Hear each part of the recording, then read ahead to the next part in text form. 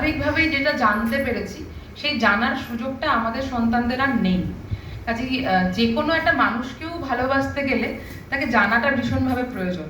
কাজেই প্রকৃতিকে যদি না জানি তাহলে ভালোবাসা বড় মুশকিল কাজ। আমরা বাইরে থেকে যত প্রলেপ দেওয়ারই চেষ্টা করি, যতই ওদের বলি বোঝাই গাছ লাগাতে হয়, সেটা এখন হয়তো ওরা ছোট ওরা নিচ্ছে, কিন্তু বড় হয়ে যে বোঝবার বয়সে যখন ওরা গিয়ে পৌঁছবে তখন রাজু যে কথাগুলো বলছিল যে একটা ছোট্ট পোকামাকড়ের সাথে একটা গোটা জনবসতির বাস্তুতন্ত্র কিভাবে গড়ে ওঠে, এই জায়গাটা যদি ওরা না বোঝে, যদি একটা ছোট ছোট পোকা থেকে শুরু করে সমগ্র বাস্তুতন্ত্রকে ওরা না চেনে, শুধু বইয়ের কথা পড়ে ওই পুঁথিগত বিদ্যা দিয়ে কোনো কিছুকে ভালোবাসানো যায় না। আর ভালো না বাসতে পারলে কোনো কিছুকেই বাইরে থেকে হোক বা ভিতর থেকে হোক রক্ষা করা যায় না। কাজেই ওদেরকে আগে প্রকৃতির কাছে পৌঁছে দিতে হবে।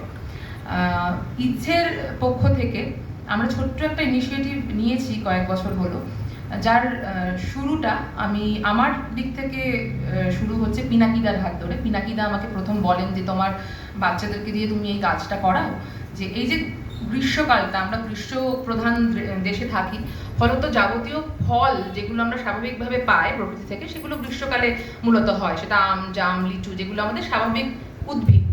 তো সমগ্র গ্রীষ্মকালের যে সমগ্র সময়টা, 2 মাস বা 2.5 মাস যে সময়টা, সেই সময় আমরা যা যা ফল খাচ্ছি সেগুলোর বীজটা যদি আমরা সংরক্ষণ করি, রেখে দিই, এবং সবগুলো একসঙ্গে করার পর অনেকটা মাটি যদি আমরা প্রস্তুত করি, মাটিটার প্রস্তুত করার কিছু পদ্ধতি আছে, সেটা বাদ দিয়েও শুধু মাটি এবং ধানের তুষ যেটা, সেটা মিশিয়ে প্রত্যেকটা বীজের জন্য একটা করে সিড বল বা সিড বম্বও বলা হয়।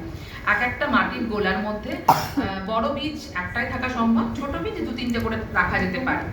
রেখে সেগুলোকে আমরা যখন প্রথম বর্ষার জল পাচ্ছে পৃথিবী, আমরা তখন একত্রে সকলে মিলে বেরোই এবং সেই সিড বলগুলো বা সিড বমগুলো এমন জায়গায় যেখানে স্বাভাবিকভাবে মোটামুটি গাছটা জল পাবে অন্তত। যদি আমি যত্ন নিতে না পারি, যদি আশেপাশের কেউ যত্ন নিতে না পারেন, গাছের নিজস্ব যে প্রতিরোধ ক্ষমতা বা তার নিজেকে বাঁচিয়ে রাখার যে ক্ষমতা, সেটা দিয়ে সে যেন শক্তি সংগ্রহ করে বেঁচে থাকতে পারে, এই পদ্ধতিটার আমরা চেষ্টা করেছি ফলো করার। কারণ এটার অনেক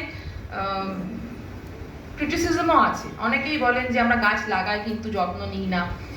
গাছের ক্ষেত্রে আমি অনেক ক্ষেত্রে দেখেছি যে প্রথম পদক্ষেপটা নেওয়ার আগেই এত ধরনের নেগেটিভ প্রতিক্রিয়া আসতে থাকে যে বাচ্চারাও সেটাই কোথাও না কোথাও গিয়ে থমকে যায় বা থেমে যায়। তবু আমি সকলকে বলবো, যতজন আজকে দেখছেন বা পরে দেখবেন, সিড বলটা খুব সহজ একটা প্রক্রিয়া। আম হোক, জাম হোক, লিচু হোক, শুধুমাত্র আমাদের স্বাভাবিক উদ্ভিদ তার যে বীজ, সেগুলো জমিয়ে মাটির বল বানিয়ে একটু যে সমস্ত এলাকায় গাছগুলো স্বাভাবিকভাবে হতে পারবে সে জায়গায় যদি আমরা ছড়িয়ে দিতে পারি, তাহলে স্বাভাবিক উদ্ভিদের সংখ্যাটা অন্তত বাড়ে। এটাকে গেরিলা গার্ডেনিং বলে। অরণ্যা এটা জানাচ্ছে, হ্যাঁ, এটাকে গেরিলা গার্ডেনিং বলে। গেরিলা গার্ডেনিং নিয়ে অনেক ধরনের আর্টিকেলস আছে। অনেকে এই পদ্ধতির ব্যবহার করে মানে রীতিমতো জঙ্গল তৈরি করেছেন শুকনো জায়গাতে, এরকমও নিদর্শন প্রচুর আছে। আমি সকলকেই অনুরোধ করব আজকের এই দিনটার যে শেষ ফলাফলটুকু, যে রেজাল্টটুকু আমরা টেক অ্যাওয়ে, যেটা আমাদের হাতে যেটা থেকে যাবে, সেখানে যেন অন্ততপক্ষে একটা পদক্ষেপ থাকে, শুধু কথা হয়ে যেন বাষ্প হয়ে ভেসে না যায়। একটা পদক্ষেপ নিতে গেলে এটা একটা সহজতম পদক্ষেপ হতে পারে। খুব মজা। হ্যাঁ, ভীষণ মজার, বাচ্চাদের জন্য ভীষণ মজার। মানে একটু সাহায্য করলে, মাটিটা এনে দিলে, সিডগুলো এনে দিলে, ওরা খুব আনন্দ করে কাজটা করে। তুমি এসো রোহিণীতে, এবার আমার মনে হয়